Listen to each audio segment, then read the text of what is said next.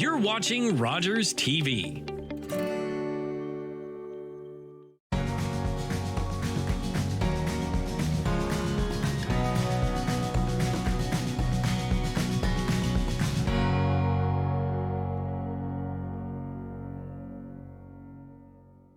Welcome to Uxbridge Scugog Life. I'm your host, Jackie Hermans.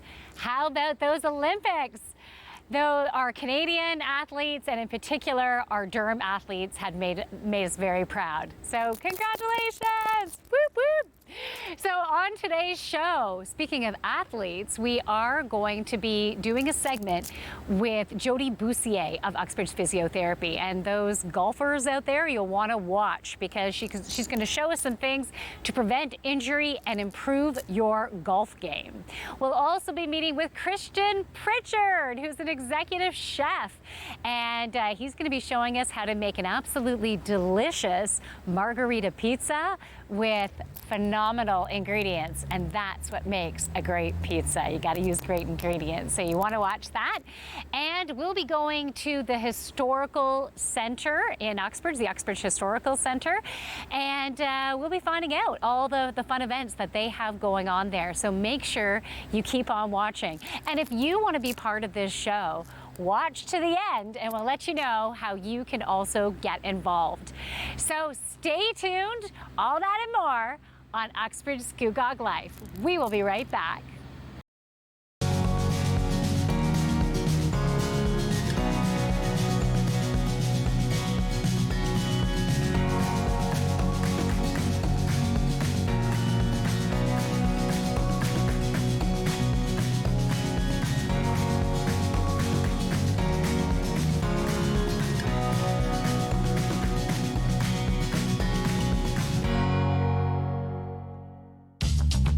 This program is brought to you by Ignite TV.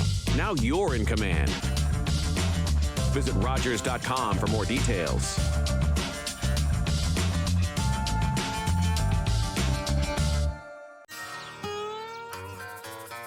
My name is Ernie and I lost my arm in a farm accident. Machines might move slow, but accidents happen fast. I never thought it would happen to me until it did. Kids should stay away from all the machines. The only people that should work around machines are adults. Accidents can happen to anyone, anywhere, so play safe.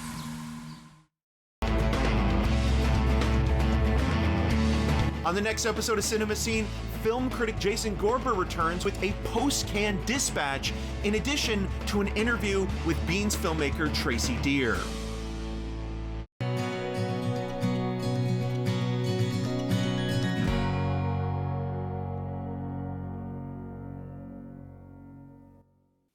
Welcome back to Uxbridge Scugog Life. Now with me now is Christian Pritchard. He is the executive chef for Aurora Importing Italian Foods. And if I were to go over this guy's resume, this would be a whole entire show. Now he's into research and development for Aurora Importing Foods, and he also does culinary tourism. What don't you do, Christian? Oh, you want to get my wife on the phone? She'll tell you a whole bunch of things that I don't do. Take out the garbage, regular stuff. Well, Christian, it is such an honor to be able to do this show with you, and I know how incredibly busy you are. And we're making margarita pizza today. I am super excited. Yeah, well, you know what? This is great. This is the heart of our business at Aurora because we've been in Canada for over 65 years, created by Mr. Nunzio Tumino from outside of Ragusa, Sicily. So everything we bring in from Italy is authentic and real. And I've had the great fortune to be able to go over to a lot of these places in Italy and train and learn about everything we bring in as well. And everything you think about an Italian, we do. So tomatoes, pasta, flour. And when you think Italian food, probably the most important, famous Italian dish in the world is this right here. Pizza, right? Yeah. So now I understand that margarita pizza comes from, is it Naples? Naples, absolutely. And it's got a great story. The margarita name is from Queen Margarita. And what happened in Naples near the turn of last century, 2 centuries ago, in the 1800s, was there was a massive scurvy and people were just getting sick and dying in the streets of Naples. It was really quite horrendous. And the Queen came in from the palace into, the downtown core of Naples, and it looks very much the same to this day. These same pizza shops, the pizzaiolos, are still there from that time. And the reason the margarita was created was she wanted to come in and show the people that she wasn't scared. And so in honor of her coming in, they made this beautiful cucina povera, very simple peasant dish, pizza. And of course, pizza would incorporate the ingredients of Naples, which of course is basilico, the basil, some olive oil, the tomatoes that go on top, and of course the world famous dough that's on the 00. Now it's made in 90 seconds in a 700 degree or higher wood burning oven. You turn it because you want to get a little bit of these burnt bits on here too. That's what makes the tomato, because tomato is fruit, so delicious. This is so simple, but key ingredient to me in a place I've been in, Campania, outside of Naples, is the buffalo mozzarella. Now, I use fior di latte, so it's milk mozzarella, but that's what makes it famous, is the buffalo mozzarella. So just very, very simple. It's 3 ingredients. Okay, amazing. Oh, okay, so are you going to explain how you do the dough as well, or just right into the toppings? Sure. Well, you know what? The thing is, if you want to make authentic dough from Naples, you got to use the 00 flour, okay? And the 00 is the thinnest one you can get because you want a very thin crust. Some people want it thick, and it's argumentative, different sections of Italy or around the world about that too. So it really is just flour, water, a little bit of yeast, a tiny bit of ice, honey, and a little bit of olive oil, and that brings it all together. Let it, fold it all in, let it rise for a bit, get that gluten sort of going, and you cut it into small pieces. A pizza is generally about 10 inches, okay, 8 to 10 inches, not these 32 square foot, ridiculous size, but just simple one you can have on a dinner plate, okay? But the key after you get the dough together and set is the ingredients on top, the tomatoes. As I said before, tomatoes are fruit. Now I'm using this is really special because this is different. This is also from the south of Italy. These are yellow tomatoes. Oh. So this is quite something else. So I'm going to put some right on here, and the juice. Look at that color. So what we want to do is even squish these pieces up, put it all about here. And here's the thing that North Americans do with sauce. We tend to flood the top of a pizza. It doesn't really cook through. It becomes way too moist. And quite frankly, kind of nasty. You want that crusty, delicious taste, okay? So then, of course, another little secret I've got, olive oil. This is Untitled Chapter from Sicily, the best olive oil in the world, if you ask me, on here. And I'll just bring it all together to give it, and remember, more fruit you're putting on there too. So now, is that extra virgin olive oil, or like what style is that? I prefer, we're in my corporate kitchen. When I'm at home, I have a stone. I don't have a stone here right now. It's I left it somewhere else in the building, I'm not sure. I love using the pizza stone. I get the oven up to a maximum heat, 500 degrees. It's the most I can go on here. And don't worry, electric ovens and gas ovens are great too, because they're very, very hot too. Another great thing you do is put it on your barbecue with your stone, because the barbecue gets very, very hot. If you keep, it shut, that'll retain the heat. They get it right in, and it'll take a little longer than the 90 seconds that you have for pizza in Naples, but you'll still have an amazing thing, okay? So I put a little chili flake, pepperoncino on there because, well, I love you. And now we've got pieces of fior di latte, so this is the milk mozzarella. I know folks say of all that shredded mozzarella and stuff you get from some of the big manufacturers, it's all good.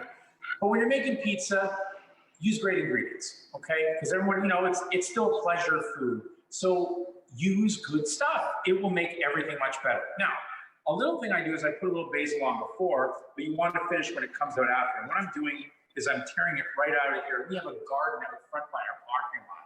That's the benefit of working for an Italian company. Cars, no. Garden, yes. So it's cool. Now, by tearing this basil right off, I'm activating the flavor right away.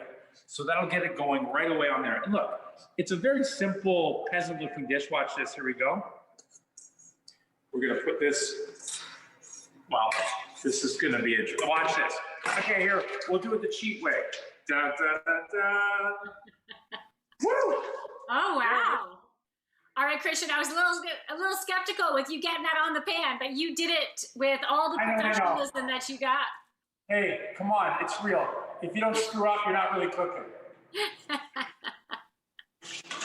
All right, so it's going in the oven. How long? In this one, I'd say about 5, 7, 8 minutes, somewhere in there. See, it's so accurate. Probably 8 minutes. They're all a little bit calibrated differently, so it's a bit different. You'll know when it's cooked. It'll look like that and delicious. You're looking for that beautiful color, right? The beautiful color along the edges. Yep. Like I said, these burnt bits make the tomato sauce that much better because they're a bit astringent to the sweetness. Oh, Christian, this is amazing. Okay, I got a craving for pizza. I wish I was there because I'd be digging in. I'm gluten-free too. Doesn't matter. I'd be digging into that one. Christian, thank you so much. Thank you. Have a great rest of your day. We'll be right back with more on Uxbridge Scugog Life.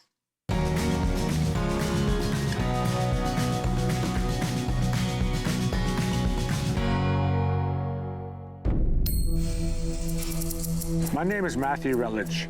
I'm a Sixties Scoop survivor, born in Red Lake. Was adopted from there to Toronto at the age of 4. A lot of our brothers and sisters, family members got separated from each other. That was the government's goal, to break that connection from brothers and sisters. Basically taking the Indian out of the child. Right now, they're still trying to find themselves. Originally, my birth name is Harvey Halverson. In my high school days, teens, I was trying to fit into society. I knew I was First Nations, but I didn't know who I was inside. I think later in life, I started that journey. I am proud, and it's not my man, who I am now. I love life, who I am.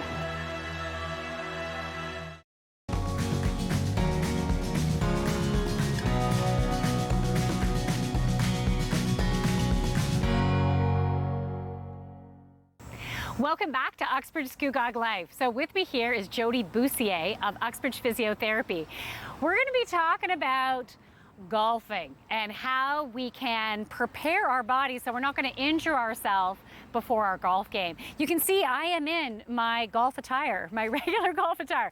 Maybe not, but that's okay. I'm going to be all loose and limber and ready to go. Yep, absolutely. Okay, so Jody, something that I want to tell the audience that I haven't mentioned yet is Jody has even been one of the physiotherapists at the Olympic Games. Was it 2010? Yep. And also the Pan Am in 2015. 2015. Mm-hmm. So this is a physiotherapist that gets around in a very good way, and she knows her thing. I work with athletes a lot, yes. Okay, so she works, you said before you work with armchair athletes and elite athletes. Everything from low level to high level. Okay, yeah. beautiful. They're all athletes. Beautiful. Yep. So anytime we're going to get involved with a sporting activity, we need to prepare our body, right? We shouldn't be going in cold because we don't want to injure ourselves.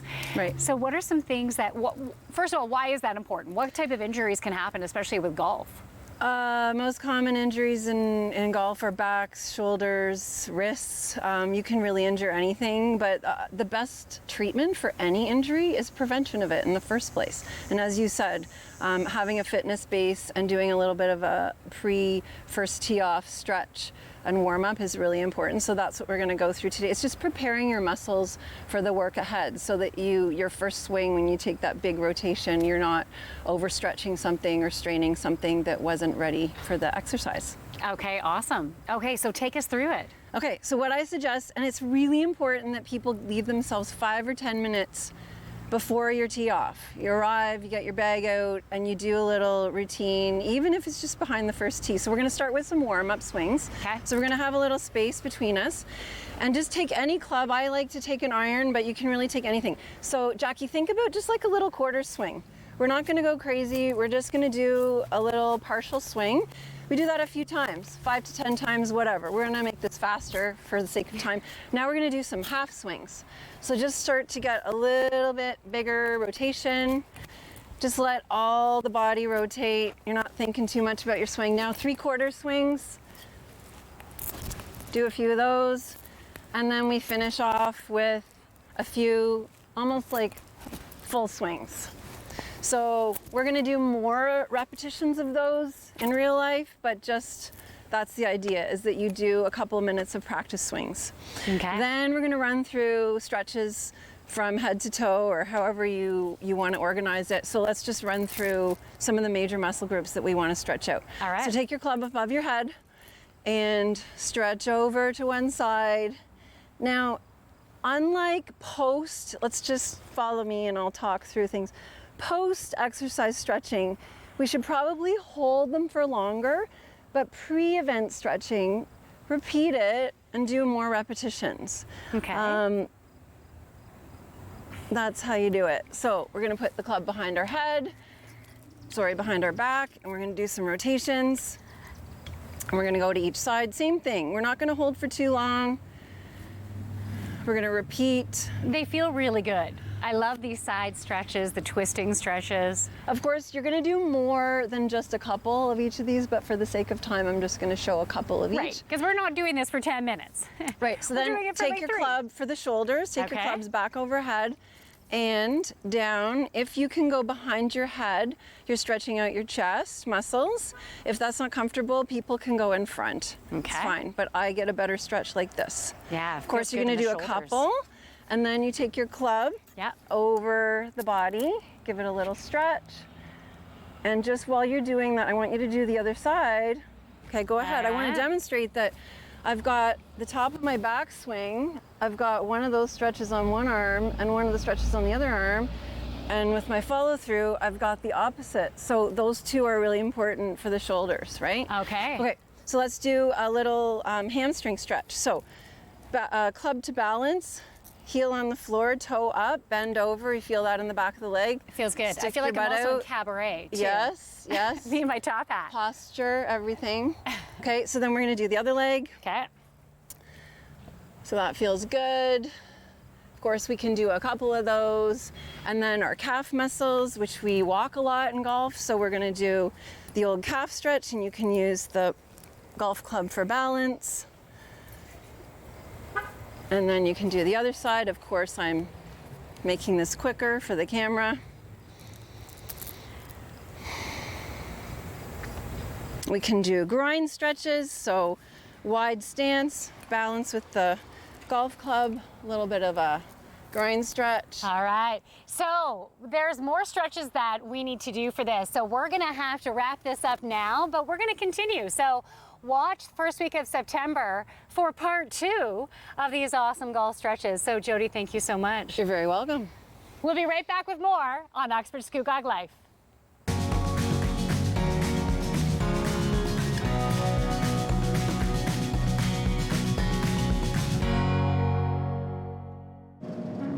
We've just been through a difficult time. For many, it's been a struggle, but it has also brought us together, and we can't stop now. It's time to step up and say, this is my community. This, right here, is what matters. It's time to help your neighbors who need it most, like veterans, seniors, and youth. It's time to rebuild. When you join the Legion, you directly support essential programs and initiatives right in your community.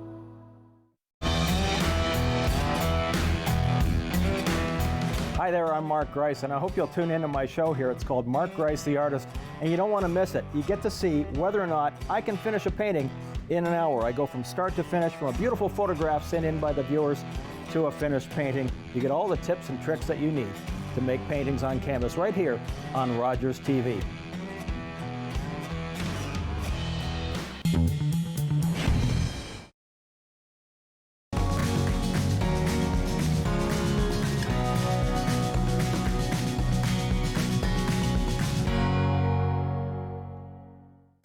Welcome back to Uxbridge Scugog Life. So I'm with Jessica Lanziner, who is the curator and manager of the Uxbridge Historical Center.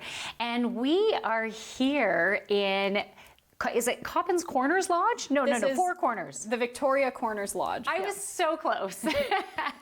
Okay, the Victoria Corners Lodge. Yeah. So this lodge, tell me about it. Absolutely, yeah. So this is one of the many buildings that we had moved to the museum. Originally, when we opened in 1972, it was just the schoolhouse that was originally on this property. So everything else was either picked up or built here. So this one came from Victoria Corners, which is north and a little bit east of Uxbridge. It's one of the towns within Uxbridge Township. And this was a meeting house for the Orange Order, the Orangemen, whatever you would like to call them. The Loyal Orange Lodge was a Protestant fraternal society that came out of Ireland in 1690 originally. So they supported the Protestant rule over King James. So Prince William of Orange won that battle, and they really started to uphold Protestant values and ways of life. So when they came to Canada, they brought the Orange Lodges with them. Okay, so what are some of the Protestant values, ways of life? I know nothing about that. So really at the time, the Catholics were in power up until then, so it was really about a religious clash of a couple different morals. Primarily, they had conservative values and things like that, so it was just basic religious backgrounds of Protestant life. And when they moved here, they were really about ensuring that that connection to Britain was upheld throughout the British colony of Canada. So the Orange Lodges within Canada, there were many, many, many. They actually became more popular here than they originally were when they started in Britain. By about 1920, there were 100,000 members and about 6,000 Orange Lodges.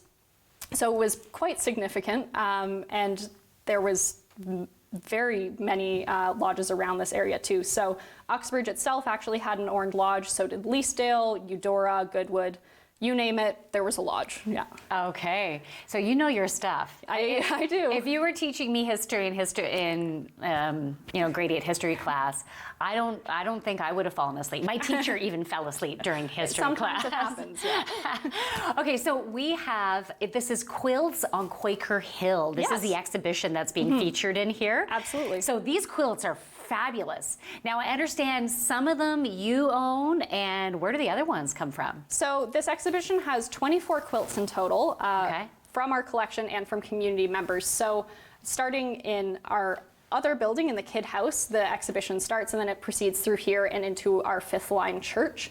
So these quilts represent a variety of styles and different techniques in eras from 1800 to about 2021. We have a very active quilting community here still, and a lot of very fantastic quilters. So they are well represented. There's some of their quilts up on the stage here and in the main building as well. And it really just serves to connect the traditions of quilting in Uxbridge from the start until now. Okay, lovely. Yeah. Now I understand that the more recent quilts, some of those are for sale. Yes, Yeah? yep. So we aren't selling them directly, but if anyone's interested, we have all of the contact information for all of our local quilters who are very prolific, so we're happy to connect you with any of them. Okay, that's great. Now, there's some really unique quilts here with signatures on them. Yes. Tell me about those. What's the Yes. story behind the signatures? So those ones are over on this side, and we have a lot of the signature quilts. So these were typically fundraisers or community mementos, very popular starting in about the mid-1900s. So different kinds of events like a church fundraiser or for war efforts would make quilts, and people would donate 5 to 10 cents to have their name sewn on. So quilting volunteers, typically women, would sew these quilts, sew the name on, and then at the end auction them for more money. So some of the really important ones were during World War I. The Red Cross signature quilts, as they're known, were really prominent in Canada, and they would donate all of the money from those to war efforts. Okay, wow. And so I understand Lucy Maud Montgomery is on the Red Cross one? She is, yes. Yeah. It is her married name, but she is on that quilt, and we have other quilts with a lot of famous people from the town. If you spend a couple minutes and you've ever been in Uxbridge for a long period of time, chances are you know someone or a relative of one of the people on the quilts. Okay, that's very cool. And how long does this exhibition go on until? So this is opening on, what month is it? August 7th, and it runs until the end of this season, so beginning of November. Okay, beautiful. So if you're interested in taking in this beautiful exhibition, you can come to the Historical Center, and your hours are? We are open for tours Wednesday to Sunday from 10 to 4. Beautiful. And yeah. Okay, so definitely come and check it out. Thank you so much, Jessica. It was wonderful having you. We'll be right back with more on Uxbridge Scugog Life.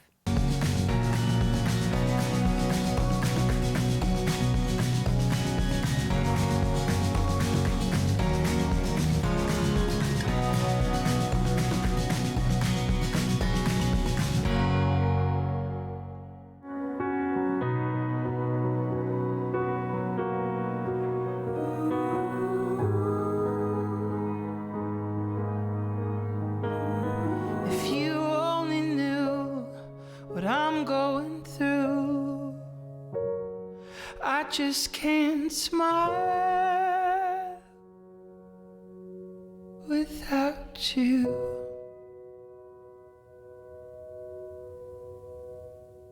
I'm Deborah Hutchison, host of Talk Politics. Each week, we speak one-on-one with your elected officials at all levels of government about the issues that affect us all. Keep informed. That's Talk Politics each week right here on Rogers TV.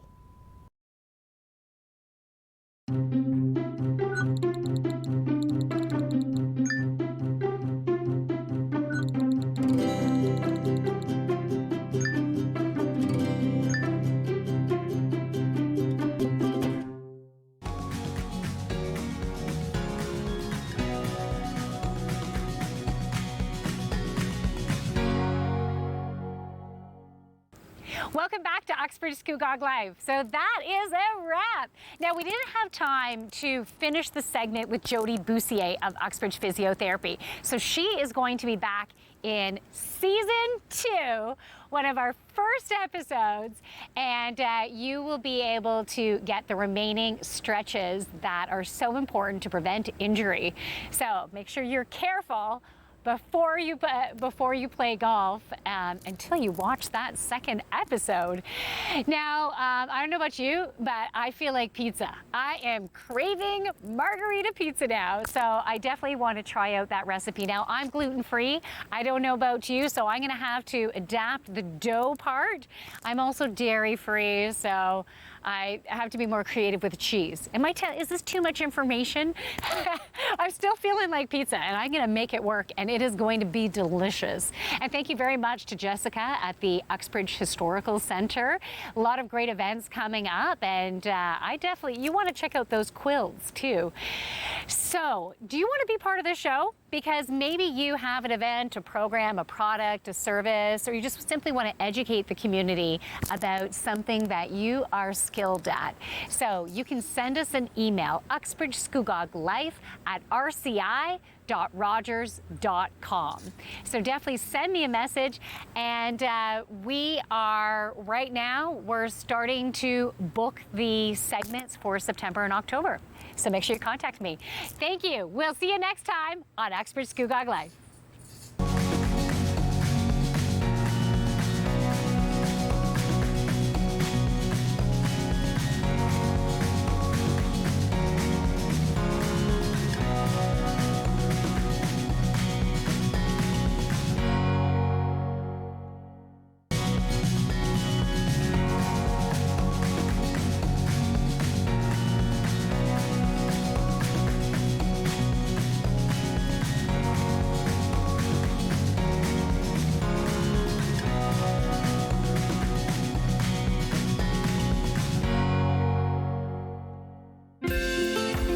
Call the Rogers TV viewer response line, email us, or connect with us on social media.